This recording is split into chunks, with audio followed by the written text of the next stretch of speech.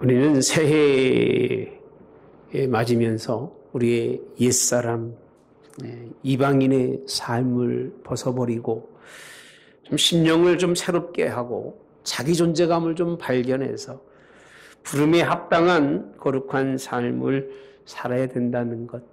지난주에 말씀에서 보시면 구체적으로 우리의 좀 입을 좀 조심하고 절대적인 가치관인 하나님의 말씀의 뜻을 쫓아서 우리의 행동이 하나님 앞에 올바른 것이 이게 하나님이 원하시는 삶이라고 은혜 나누었습니다. 저는 오늘날 세계를 바라보면서 사람들이 한결같이 요구하는 게 변화라고 생각합니다. 변화. 좀 사회도 변화된 사회, 가정도 변화된 가정, 모든 사람들이 다 자기만 죄하고 밖에 있는 모든 것은 변하기를 원하는 게 오늘날의 사람들의 요구가 아닌가 이렇게 생각해 봅니다. 근데 어떻게 보면 이 변화의 요구는 향방이 없어요. 어디로 어떻게 왜 변화하는지를 모르고 그냥 무조건 변화돼야 된다고 요구하는 세상. 그래서 저는 이렇게 표현합니다.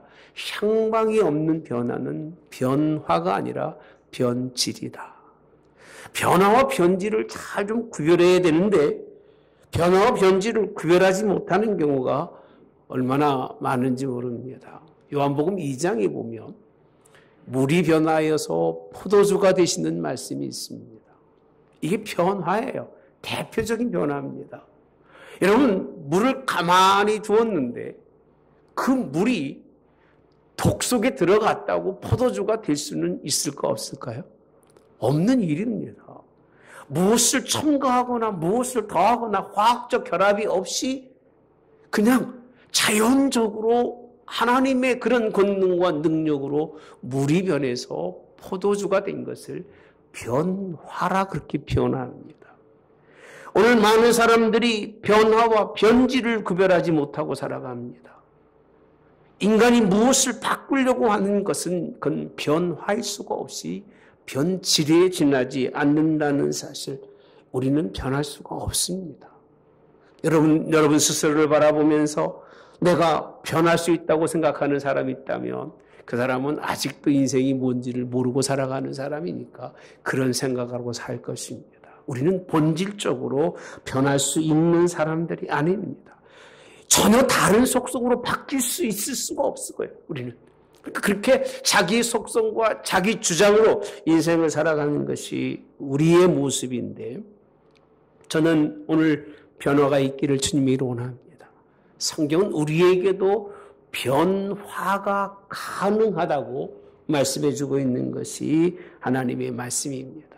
여러분, 다른 사람들이 변화되기를 원하지 마시고 나라가 어떻게 변화될까를 여러분 꿈꾸지 마시고 그냥 한 사람 한 사람의 삶이 변화가 되면 가정이 변화되는 것이고 가정이 변화가 되면 사회가 변화되는 것이고 사회가 변화가 되면 나라가 변화가 되는 것이고 나라가 변화가 되면 세상이 변화가 되는 건데 자기 한 사람 개체는 전혀 요동하지 아니하고 옛사람 그대로 살면서 내 옆에 있는 사람이 변화되고 나와 함께 있는 사람들이 변화되기를 원한다고 하는 것은 이것은 그릇된 생각이라고 하는 사실입니다. 사도 바울은 오늘 본문의 로마서에 있는 로마 교회에도 똑같이 새로운 존재의 삶이 무언가를 우리에게 설명해 주고 있는 모습을 볼 수 있습니다. 여러분, 죽었다가 다시 사는 것. 그래서 오늘 본문의 제목이 다시 산 자 같은 삶이라고 되어 있습니다. 죽었다가 다시 사는 것. 죽었다 다시 사는 것을 통하지 않고서는 변화가 안 됩니다. 여러분이 육체를 가지고 있고 지체를 가지고 있는 한은 육체와 지체 속에 빠져 살기 때문에 그 지체로서는 사람이 변화가 있을 수 없다고 하는 사실. 다시 말하면 여러분은 아무리 힘쓰고 애쓴다고 할지라도 자기 모습이 어떻게 변하는지를 원하지도 않고 자기가 변하기를 원하는 사람이 없다고 하는 사실입니다. 여러분, 그러나 믿음의 사람들은 변화가 있기를 주님이 원합니다. 진짜 변화가 있기를 바랍니다. 가짜 변화가 아니라 옷을 이렇게 입으면 목사같이 보이고 옷을 막 입으면 그냥 편안하게 그냥 막노동하는 사람처럼 보이는 것. 사람의 옷에 따라서 사람이 바뀌는 것은 변화가 아닙니다. 옷이 사람을 잠깐 바꿔놓은 거예요. 사람의 마음속에 있는 본하지 않는 본질이 바뀌는 것, 이런 삶이 있기를 주님이 원합니다. 그래서 12절에 있는 말씀에 보니까 이렇게 표현하고 있습니다. 그러므로 너희는 너희 죄가 죽을 몸을 지배하지 못하게 하여 몸의 사욕에 순종하지 말고, 또한 너희 지체를 불의의 무기로 죄에게 내어주지 말고 오직 너희 자신을 죽은 자 가운데서, 함께 봅시다. 시작. 죽은 자 가운데서 다시 산 자같이 하나님께 드리며 너희 지체를 의의 무기로 하나님께 드리라. 오늘 본문의 말씀에서 보면 죄와 지체의 연관성을 잘 설명해 주고 있습니다.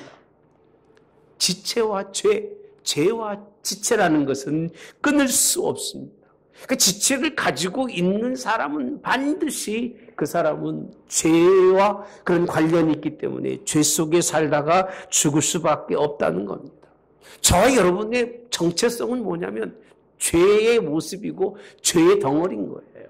옛날에 80년대에 우리 사람들이 가슴을 치면서 다 내 탓이요, 내 탓이요 그랬던 기억이 납니다.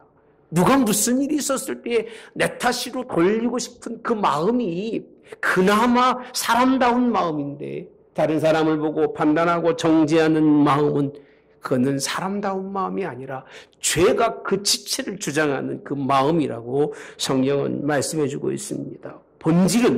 우리의 본질은 죄로 말미암아 죽을 몸으로 그렇게 이 땅에 왔다고 성경은 말씀해주고 있습니다. 이걸 인정하지 않는 사람은 교회 나와도 안 변합니다.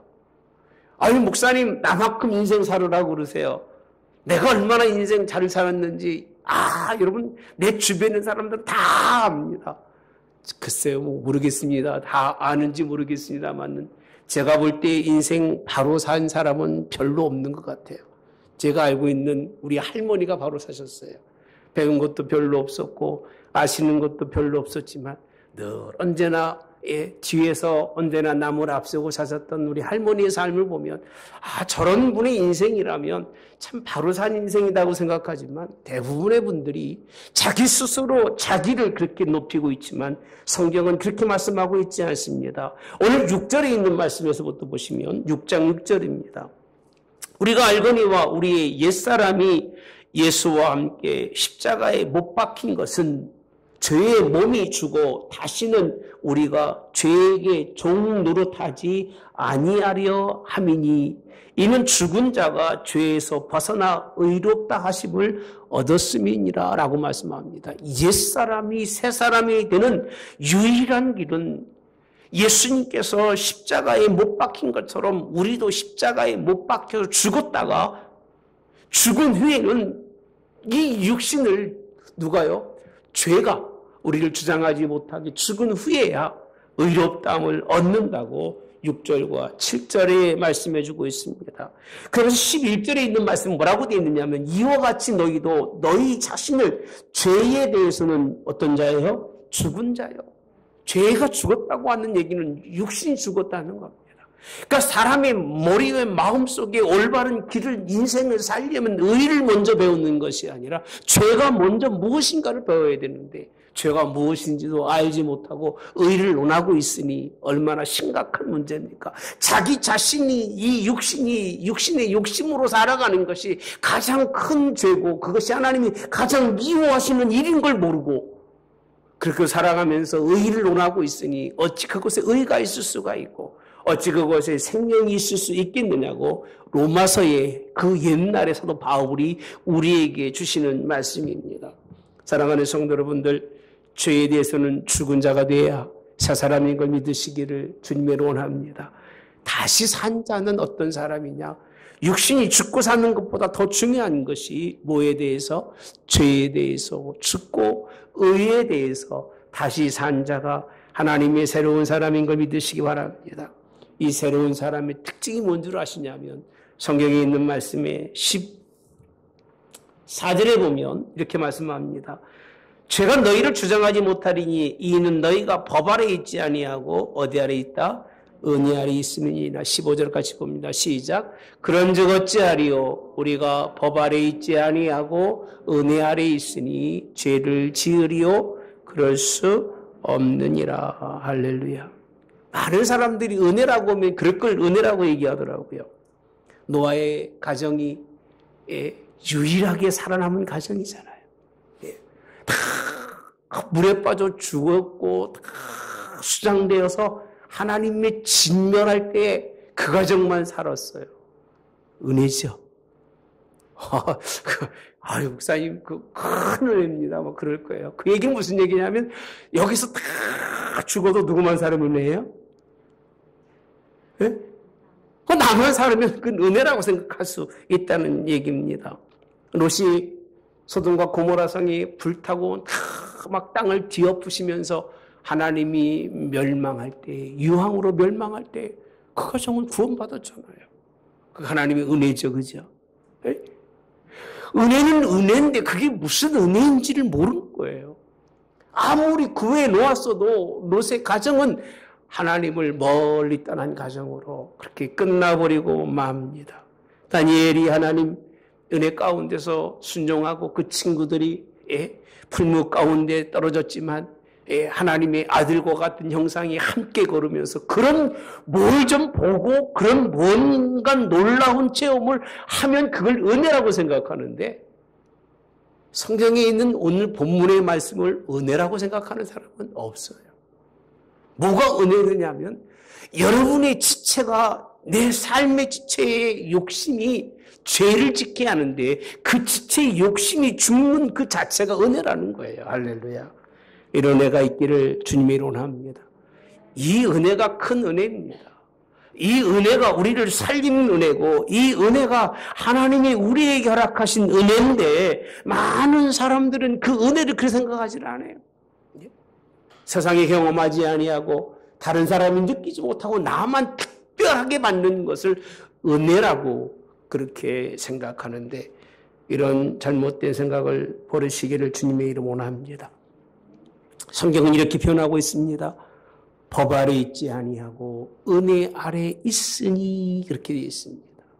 법 아래 있지 아니하고 은혜 아래 있다. 법과 은혜를 비교해주고 있는 것이 오늘 본문에 있는 말씀입니다. 법은 가장 중요한 선상에 있습니다. 전 이 설교를 수도 없이 했을 거예요. 법 아래는 죄가 있습니다. 죄 아래는 악입니다. 악의 결과는 뭐죠? 사망이에요. 너무 간단한 거예요. 그 기준섬이 어디 있느냐면 법이라고 하는 기준섬이에요. 법 위에는 우리가 말하는 도덕이라는 것이 있습니다. 윤리라는 것이 있어요. 도덕과 윤리는 인간의 탈을 쓰고 살아가야 할 그럴 길인 거예요. 이게 자체가. 그렇잖아요, 여러분. 도덕적인 게 뭐 대단한 겁니까? 윤리적인 게 뭐 대단한 겁니까? 사람과 사람 사이에 살아가면서 서로 이런 것은 우리가 지키고 살아가자고 하는 그런 하나의 규칙이잖아요. 그 윤리와 도덕을 넘어서서는 우리가 잘 알다시피 정의라는 것이 있습니다. 정의. 사람이지만 그래도 더 나은 사람의 가치관 가운데서 좀 형이상학적인 그런 가치관을 말하는 것이 정의라는 거예요. 정의를 뛰어넘으면 공의라고 말합니다. 공의는 사람이 할 수 없는 오직 하나님만이 할 수 있는 하나님의 세계 속에서만 가질 수 있는 그 아들을 내어주신 아버지의 그 사랑이 공의입니다. 할렐루야. 공의의 결과가 무엇인 줄 아십니까? 공의의 결과는 영광이고 공의의 결과는 칭찬이고 공의의 결과는 하나님 나라인 걸 믿으시길 바랍니다. 그러면서 은혜를 논하시는데 무엇을 논하느냐? 여러분들이 법 아래 죄, 법 아래 죄에서 벗어나서 그 은혜의 자리에 설 수 있는 하나님의 공의의 자리에 올라갈 수 있는 그 삶을 은혜라고 말씀해 주고 있습니다. 여러분, 사람의 변화는 은혜를 깨닫는 거예요. 나는 죄 아래 있고 나는 법 아래 인생을 살아가고 법망만 기가 막히게 피해서 살아가는 사람이었는데 이제는 이것을 버리게 하시고 할렐루야. 할렐루야. 여러분, 법망 잘 피한다고 똑똑한 사람이 아닙니다. 세상에서는 피할지 모르겠습니다만은 하나님 앞에 가면 다 드러나게 되어 있습니다. 그거 피하고 인생에 자신이 대단한 사람인 것처럼 그렇게 자기 과장해봐야 그건 과장에 지나지 않지 하나님이 원하지 않습니다. 새로운 사람은 은혜 가운데 있는 것을 아는 거예요. 죄와 이 죄성인 모든 육체의 그 지체를 죽여버리고 오늘 그리스도 예수의 십자가로 다시 살아서 죄의 종로로 타지 아니하고 살아가는 하나님의 사람. 다시 말하면 오늘 본문에 있는 말씀처럼 무슨 무기로요? 오늘 16절에 보면 죄송합니다. 우리 13절에 보면 지체를 불의의 무기로 죄에게 내주지 말고 오직 너희 자신을 죽은 자 가운데서 다시 살아난 자 같이 하나님께 드리며 너희 지체를 무슨 무기로? 의 무기라고 되어 있습니다. 이 지체가 무기로 설명해 주고 있는 거예요. 이 무기로 하나님께 드려질 때만이 하나님의 은혜로운 사람이고 하나님의 은혜 속에 있는 사람만이 온전한 변화가 있는 걸 믿으시길 바랍니다. 그러니까 하나님의 은혜를 잃어버린 사람은 변하지 않습니다. 그러니까 사람의 은혜를 잃어버린 사람도 사람이 아닙니다. 적어도 은혜라고 하는 것은 갚을 수 없는 거잖아요. 갚을 수 없는 은혜를 입었으면 평생 그 은혜를 기억하며 살아가야 되는 것이 사람입니다. 자녀는 부모의 은혜를 입었으니 어떤 일이 생기고 세상이 변화가 되고 쪼개진다 할지라도 부모에게 순종해야 하는 것이 은혜이기 때문에 그러는 거예요. 형제가 형제에게 은혜를 입었으면 그 형제에 대한 예를 다하는 거예요. 이것이 하나님이 변화된 사람입니다. 은혜를 받고도 깨닫지 못하는 사람은 절대 변화할 수 없는 사람입니다. 아무리 크고 많은 은혜를 준다 할지라도 그는 여전히 또 은혜를 버리는 사람이기 때문에 17절에 있는 18절에 있는 말씀을 제가 여러분들에게 읽어드리면 새로운 사람이 변화될 수 있는 방법이 있습니다. 그것이 하나님께 감사하리로다 너희가 본래 죄의 종이더니 계속 반복되는 말씀입니다. 함께 봅시다. 시작. 너희에게 전하여 준 바 교훈의 본을 마음으로 순종하여 라고 되어 있습니다. 본래, 원래라는 얘기예요. 우리 본질은 이런 죄의 종이 되어서 여전히 육체, 지체의 욕심을 따라 인생을 살아갔는데 그것이 변할 수 있는 유일한 방법이 교훈이라는 거예요. 교훈 하나님의 말씀이고 의 본입니다. 본. 그것의 모델이 되신 누가 계셔요? 예수님이 계셔서 그 본받은 십자가의 길을 마음으로 모할 때에 순종할 때에 하나님의 놀라운 역사가 일어나는 걸 믿으시기 바랍니다. 이것이 아니면 안 되는 거예요. 지난주도 말씀드렸습니다. 십자가와 복음이 아니면 우리는 결코 변화될 수가 없다. 예수님이 아니면 안 된다는 거예요. 예수님이기 때문에 우리가 변화되는 거고 저와 여러분이 예수님 때문에 그나마 이렇게 인생을 살아가는 거지 예수님을 만나지 못했다면 우리가 세상과 다를 바가 하나도 없다니까요. 법 아래 죄만 짓고 인생을 살 텐데 그래도 씨름하고 어떻게든 하나님의 뜻대로 살아보려고 애쓰는 것은 하나님의 말씀이 우리 속에 있고 그 말씀의 본을 보이신 예수님이 계시기 때문에 그 말씀에 순종해서 우리의 삶이 변화가 되는 걸 믿으시기를 주님의 이름으로 원합니다. 성경의 클라이막스로 성경의 하나님의 말씀 속에 아주 중요하게 말씀하신 몇 가지 가운데 한 이 모습을 설명해 주고 있는 부분이 있습니다. 요셉은 종이었습니다. 그냥 형님들한테 팔려와서 보디발의 집에 종살이 하다가 뭐 크게 잘못한 것도 없어요. 종놈이니까 누명을 뒤집어 쓰고 옥살이를 합니다. 그게 인생인 거예요. 열심히 하나님의 뜻에 따라서 하나님의 의를 바라보면서 인생을 살아갔지만 가면 갈수록 그 삶은 내려갈 수밖에 없어서 마지막 죄인도 아닌데 죄인의 몸을 입고 그곳에서 이제 갇혀서 옥살이를 합니다. 하나님은 그를 아신 하나님, 하나님의 말씀에 순종했을 때 그를 들어서 가장 낮은 곳에서 그를 가장 큰 자리에, 어디에? 애굽의 총리의 자리에, 왕이 자신의 그 직분 외로는 네가 다 알아서 해라, 그 모든 것을 양도할 수밖에 없는 그가 양도받는 자리에 있었던 것이 오늘 요셉입니다. 하나님의 말씀에, 교훈의 뜻에 순종하고 살으면 하나님이 새롭게 하시며 그에게 하나님께서 허락하시는 아름다운 삶의 승리가 있는 걸 믿으시기를 주님의 이름으로 원합니다. 그러면서 16절에 말씀합니다. 자신을 종으로 내주어 누구에게 순종하든지 그 순종함을 받는 자의 종이 되는 줄을 너희가 알지 못하느냐라고 말씀합니다.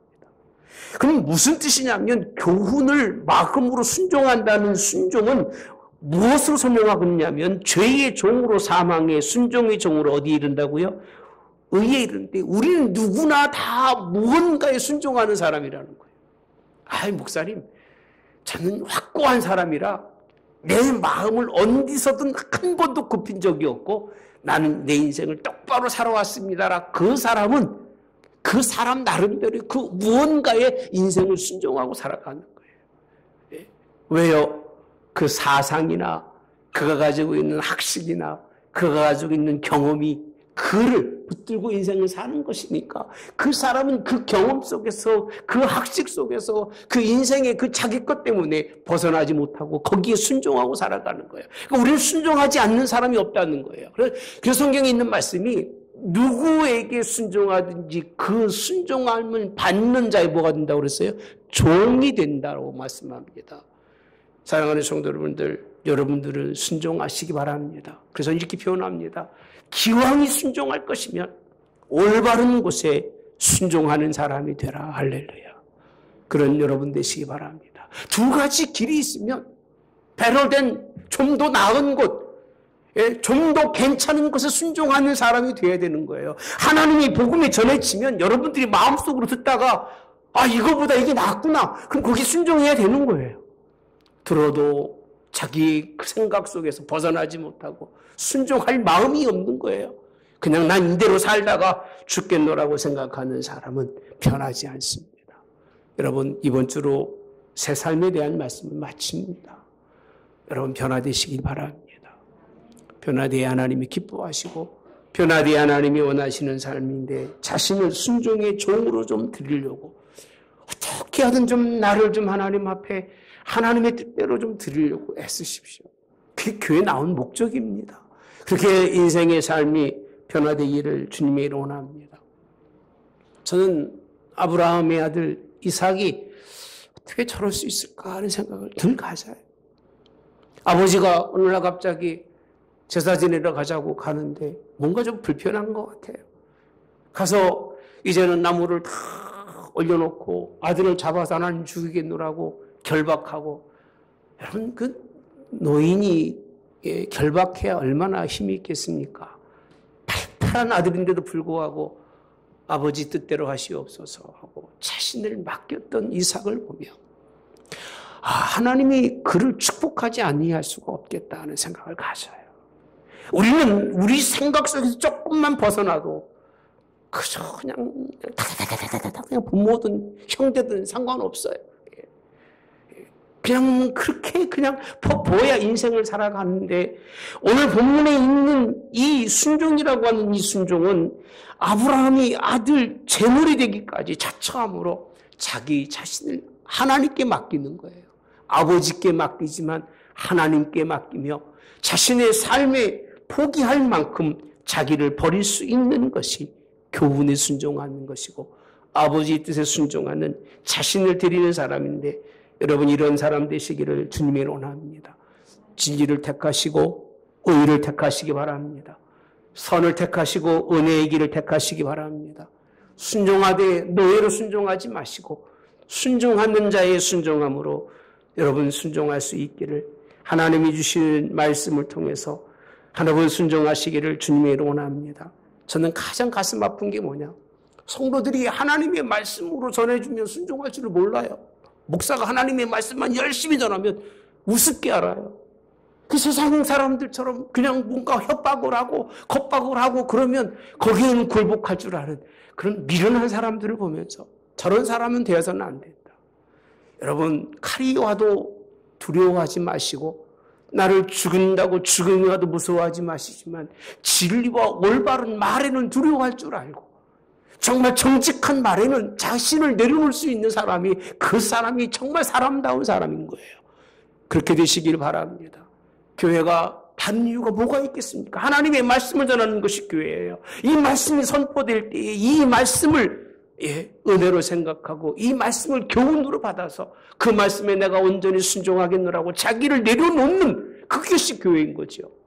말씀과 상관없이 그저 그냥 세상 말 쭉 내려놓고 뭔가 학식 있는 것처럼 뭔가 지혜로운 사람인 것처럼 대단한 것처럼 자기 포장한 곳에서는 졸졸졸 머리를 숙일 줄 알면서도 불구하고 예수님과 십자가와 하나님의 복음이 이 귀한 복음에는 순종하지 못한다면 여러분들의 삶에는 결코 변화가 없습니다. 우리 하나님 앞에 순종하시기를, 그리고 하나님의 교훈의 본을 마음으로 순종하는 여러분 되셔서 승리하시기를 주님의 이름으로 원합니다. 쭉 설명하고 있는데 시간이 뭐 오늘 사실 7장까지 넘어가면 좋았을 텐데 넘어갈 수가 없습니다, 시간이. 그래서 22절에 보시면 그러나 이제는 너희가 죄로부터 해방되고 하나님께 종이 되어, 이렇게 되어 있습니다. 따라서 합시다. 죄로부터 해방되어, 죄송합니다. 해방되고 하나님께 종이 되어. 여러분, 죄에서 해방 벗어나는 것이 하나님의 은혜고, 할렐루야. 이제는 하나님께 종이 되는 것이 우리에게는 하나님의 복인 걸 믿으시기 바랍니다. 여러분, 누구인가 한 번 정도는 순종하는 사람이 되십시오. 젊어서는 부모에게 순종하고 나이를 들어서는 하나님께 순종하고 그렇게 순종하는 사람이 복 있는 사람인 겁니다. 일평생 순종하고 인생을 살아도 부족함이 없을 겁니다. 그러면서 하신 말씀이 거룩함에 이르는 열매를 맺었다고 말씀합니다. 여러분, 거룩함에 이르는 그럼 열매가 뭔가? 지체의 그런 죄의 모습 속에서 뭐가 되는 거예요? 해방이 되는 거예요. 누구의 종이 되는 거예요? 하나님께 종이 되는 것이 거룩함에 이르는 열매라고 말씀하고 있어요. 여러분, 이 열매가 있기를 주님의 이름으로 원합니다. 자, 그 결과가 뭐라고 되어 있어요? 그 마지막은 영생이라고 성경은 말씀해 줍니다. 우리가 이렇게 사는 이유가, 변화되는 삶을 사는 이유가 이 땅에 살다가 죽으려고 사는 게 아닙니다. 뭐 살 만큼 살다가 죽으면 되지. 여러분, 그러려면 일찍 죽는 게 낫습니다. 뭐 고생스럽게 삽니까? 지금 젊은 아이들이 상당히 많은 자살을 하죠. 그 이유가 뭔지 아십니까, 여러분? 이 시대 속에서 다른 세계, 다른 차원의 세계를 이야기하지 않고 유물민족 사고만 머릿속에 자꾸 심어주다 보니까 이런 영적 세계나 하나님 나라에 보이지 않는 세계에 대해서 아이들이 그를 못 느끼는 거예요. 그 죽으면 뭐예요? 그만인 거예요.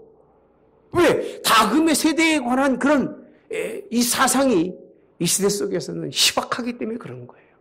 우리는 어려서부터 잘 살아야 천국 가고 잘 살아야 하나님 나라 간다는 걸 들었기 때문에 그 나라가 있는 걸 믿습니다. 할렐루야. 그 마지막 영생이에요. 삶의 마지막이 영생입니다. 이 나라가 우리 안에 있기를 주님이 원합니다. 21절에도 그때 무슨 열매를 얻었느냐? 이제는 너희가 그 일을 부끄러워하나니 그 마지막은 뭐라고 했어요? 사망이라는 거예요. 불법으로 쓰여지고 육체로 사는 건 사망인 거예요. 그런 인생을 살다가 죽을 것이냐, 아니면 해방되어서 의의 열매를 마지막에, 그 마지막은 영생이라고 하는 영생을 우리에게 말씀해 주고 있습니다. 여러분들이 변화된 이유가 여기 있는 거예요. 왜 우리가 변화된 인생을 살아야 되느냐? 이유는 여기 있는 거예요. 이 땅의 삶보다 더 영원한 삶, 끝이 없는 삶, forever잖아요. 끝이 없는. 그저 넘고 나면 또 있고 또 있고 또 있는 그 삶이 우리에게 있기 때문에 그 삶을 위해서 우리가 변화되는 것이 우리의 삶인 걸 믿으시기를 주님의 이름으로 원합니다. 우리 마지막 열매는 땅에 있지 않기를 원합니다. 우리 마지막 열매는 하나님 나라를 얻을 수 있는 그 열매가 우리에게 있어서 그 열매가 우리를 거룩해 주게 하시는 겁니다. 죄를 버려야 거룩해지는 것이고 하나님의 말씀의 뜻을 따라가야 거룩해지는 것인데 그것을 통해서 영생을 얻을 수 있는 저 여러분 되어지기를 주님의 이름으로 원합니다. 땅의 열매는 썩고 없어집니다. 아무리 과학이 발달돼도 땅의 열매를 오래 둘 수는 없습니다. 언젠가는 썩어지게 돼 있는 것이 땅의 열매입니다. 그러나 하나님이 역사하시는 새 열매는 결코 썩지 않습니다. 그래서 씨드는 이거는 하나님만 알고 있는 법칙입니다. 씨앗이라고 하는 그 속에 형상을 가지고 있는 그 뜻을 여러분들이 깊이 이해한다면 여러분들이 변화되고 내 자신이 이 땅의 죽음 속에 죄 속에 지체의 그런 불의 속에 던지지 아니하고 의에 던질 것입니다. 그 의의 씨가 우리 안에 있고 그것이 좋은 열매 맺도록 우리 이 시간에 한번 하나님께 버리는 마음 가지시고 변화되어서 새 사람으로 승리하는 역사가 되기를 주님의 이름으로 원합니다. 전 우리 인생에는 두 가지 갈림길이 있다고 생각합니다. 하나는 고통과 부끄러움의 열매, 사망일 것이고 하나는 예수님 믿어서 죄에서 해방되어서 하나님이 종이 되어서 하나님께 우리를 드리는 하나님께 나를 드리는 할렐루야. 그것을 통해서 영생이라고 하는 그런 거룩한 그 나라가 있게 되는 걸 믿으시기를 바랍니다. 죄의 삭은 사망이요 하나님의 은사는 그리스도 예수 안에 있는 뭐라? 영생이라. 그래서 사실은 23절의 은사라고 하는 그 말씀과 15절의 은혜라는 말씀과 이렇게 또 비교해 보면 또 다른 말씀입니다. 그 은사 이 자리에까지도 하나님이 주신 선물로 받는 영생이 저와 여러분에게 있기를 우리 변화된 삶을 통해서 이런 은혜의 삶이 우리에게 있기를 주님의 이름으로 원합니다. 기도하겠습니다. 좋으신 여 하나님 감사합니다. 과거부터 지금까지 단 한 번도 사상 속에서 사람이 이 땅의 육으로 끝난다고 말했던 시간은 없습니다. 사람은 죽어도 영혼이 있다는 것이 미개한 자나 개화된 자나 아는 자나 알지 못하는 자들이 다 함께 믿고 바랬던 모습들입니다. 얼마나 이 모습이 우리의 미래가 영원한 나라가 있는 지체를 이제는 버려도 괜찮을 그런 세계가 있는 것을 알고 있는 것이 우리에게 얼마나 복인지. 그러나 이것을 알지 못하는 사람들이 있습니다. 깨닫지 못하는 사람들이 있습니다. 영원한 삶이 무엇인조차도 관심이 없고 그저 지체로만 살고 육으로만 살고 끝난다고 생각하는 사람들이 너무나 많습니다. 이런 죄악 속에서 하나님 이젠 버리게 도와주시옵소서. 우리가 변화되게 도와주시옵소서.